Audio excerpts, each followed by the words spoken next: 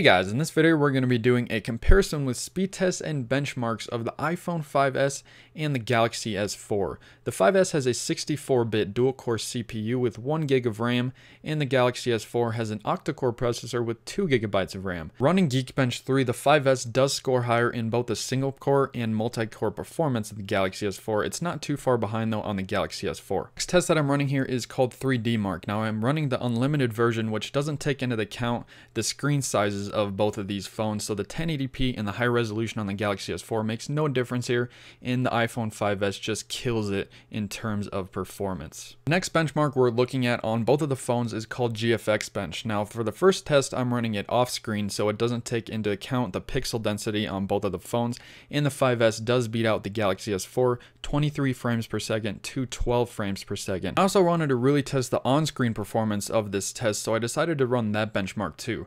Now this benchmark will take into account the 1080p screen on the Galaxy S4 and the lower resolution screen on the iPhone 5s, and it makes a huge difference, 37 frames per second to 12 frames per second. Next couple tests are all about the browsers, and with iOS 7, the new Safari browser, and the Galaxy S4 default browser, the Google Octane test results in the 5s winning with JavaScript performance. Continuing with the JavaScript tests, we did SunSpider next, and the result was pretty much the same. The iPhone 5s did beat the Galaxy S4 in terms of JavaScript performance.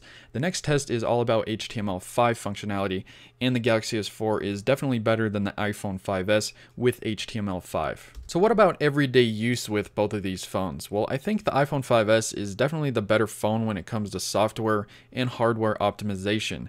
Now, TouchWiz on top of the Galaxy S4 is good, but it does lag at certain points, which is kind of weird. I've never used a stock version of Android on the Galaxy S4, so I don't know what that would be like, but I feel like it would be a lot better than TouchWiz on the Galaxy S4.